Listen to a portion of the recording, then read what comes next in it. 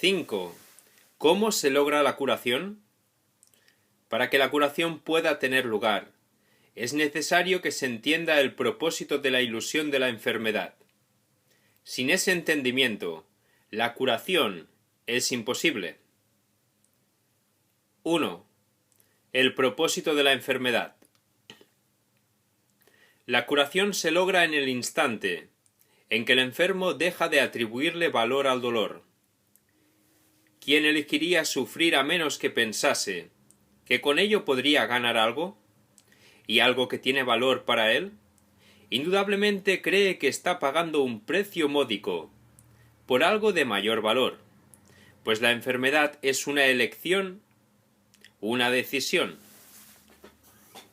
Es la elección de la debilidad, procedente de la equivocada convicción de que es fuerza.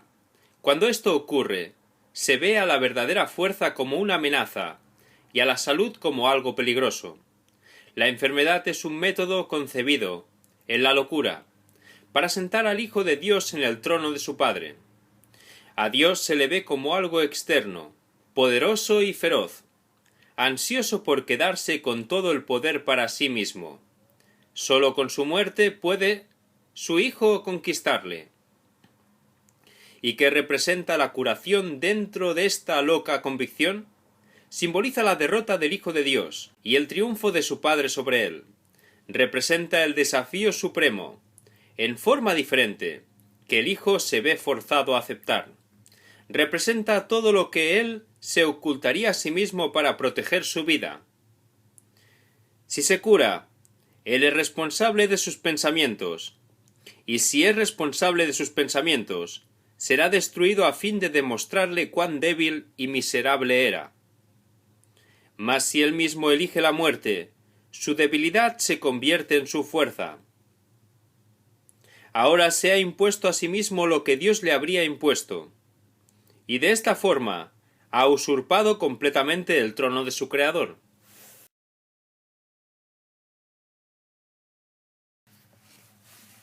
(2) Un cambio de percepción. La curación es directamente proporcional al grado de reconocimiento alcanzado con respecto a la falta de valor de la enfermedad. Solo con decir, con esto no gano nada, uno se curaría. Pero antes de uno poder decir esto, es preciso reconocer ciertos hechos. En primer lugar, resulta obvio que las decisiones son algo propio de la mente, no del cuerpo. Si la enfermedad no es más que un enfoque defectuoso de solventar problemas, tiene que ser entonces una decisión. Y si es una decisión es la mente, y no el cuerpo la que la toma. La resistencia a reconocer este hecho es enorme, ya que la resistencia del mundo, tal como lo percibes, depende de que sea el cuerpo el que toma las decisiones. Términos tales como instintos, reflejos y otros similares representan intentos de dotar al cuerpo con motivadores no mentales. En realidad tales términos no hacen más que enunciar o describir el problema, pero no lo resuelven. La base fundamental de la curación es la aceptación del hecho de que la enfermedad es una decisión que la mente ha tomado a fin de lograr un propósito para el cual se vale del cuerpo. Y esto es cierto con respecto a cualquier clase de curación. El paciente que acepta esto se recupera. Si se decide en contra de la recuperación, no sanará. ¿Quién es el médico entonces? La mente del propio paciente. El resultado acabará siendo el que él decida. Agentes especiales parecen atenderle, sin embargo, no hacen otra cosa que dar forma a su elección. Los acoge con vistas a darle forma tangible a sus deseos, y eso es lo único que hacen. En realidad, no son necesarios en absoluto. El paciente podría sencillamente levantarse sin su ayuda y decir: no tengo ninguna necesidad de esto. No hay ninguna forma de enfermedad que no se curase de inmediato. ¿Qué es lo único que se necesita para que este cambio de percepción tenga lugar? Simplemente esto, el reconocimiento de que la enfermedad es algo propio de la mente y de que no tiene nada que ver con el cuerpo. ¿Qué te cuesta este reconocimiento? Te cuesta el mundo que ves. pues ya nunca más te parecerá que es el mundo el que gobierna la mente. Con este reconocimiento se le atribuye la responsabilidad a quien verdaderamente la tiene, no al mundo, sino a aquel que contempla el mundo, y lo ve como no es, pues ve únicamente lo que elige ver, ni más ni menos. El mundo no le hace nada, pero él pensaba que le hacía algo. Él tampoco le hace nada al mundo, ya que estaba equivocado con respecto a lo que el mundo era. En esto radica tu liberación de la culpabilidad y de la enfermedad, pues ambas son una misma cosa. Sin embargo, para aceptar esta liberación, la insignificancia del cuerpo tiene que ser una idea aceptable. Con esta idea, el dolor desaparece para siempre, pero con esta idea desaparece también cualquier confusión acerca de la creación. ¿Cómo podría ser de otra manera? Basta con poner causa y efecto en su verdadera secuencia, con respecto a algo, para que el aprendizaje se generalice y transforme al mundo. El valor de la transferencia de una idea verdadera no tiene límites ni final. El resultado final de esta lección es el recuerdo de Dios. ¿Qué significado tiene ahora la culpabilidad, la enfermedad, el dolor, los desastres y todos los sufrimientos? Al no tener ningún propósito, no pueden sino desaparecer.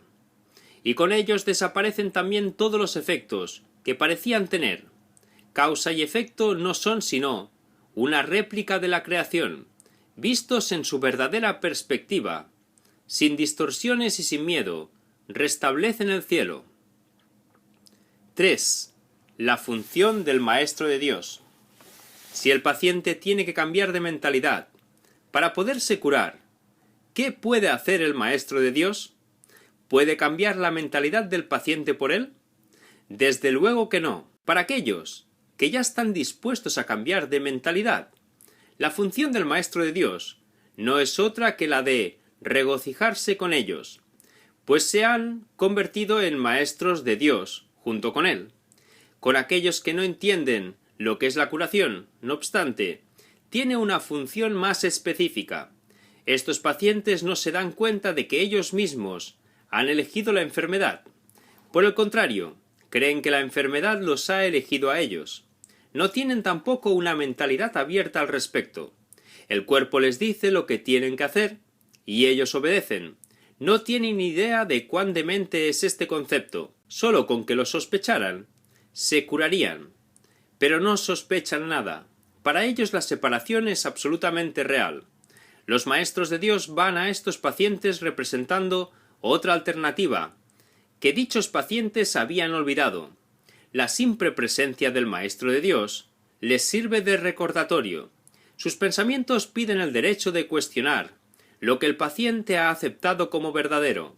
En cuanto que mensajeros de Dios, los maestros de Dios son los símbolos de la salvación. Le piden al paciente que perdone al Hijo de Dios en su nombre. Representan la alternativa. Con la palabra de Dios en sus mentes, vienen como una bendición, no para curar a los enfermos, sino para recordarles que hay un remedio que Dios les ha dado, ya. No son sus manos las que curan, no son sus voces las que pronuncian las palabras de Dios, sino que dan sencillamente lo que se les ha dado, y exhortan dulcemente a sus hermanos a que se aparten de la muerte. He aquí, Hijo de Dios, lo que la vida te puede ofrecer. ¿Prefieres elegir la enfermedad en su lugar? Los maestros de Dios avanzados no toman en consideración, ni por un instante, las formas de enfermedad en las que sus hermanos creen. Hacerlo sería olvidar que todas ellas tienen el mismo propósito, y que, por lo tanto, no son en modo alguno diferentes. Los maestros de Dios tratan de oír la voz de Dios, en ese hermano que se engaña a sí mismo, hasta el punto de creer que el Hijo de Dios puede sufrir, y le recuerdan que él no se hizo a sí mismo, y que aún es tal como Dios lo creó. Los maestros de Dios reconocen que las ilusiones no pueden tener efectos. La verdad que se encuentra en sus mentes se extiende hasta la verdad que se encuentra en las mentes de sus hermanos, y de este modo no refuerzan sus ilusiones. Así, éstas se llevan ante la verdad no se lleva ante ellas. y de esta manera se disipan, no por medio de la voluntad de otro, sino por medio de la única voluntad que existe, en unión consigo misma. Esta es la función de los maestros de Dios, no ver voluntad alguna separada de la suya, ni la suya separada de la de Dios.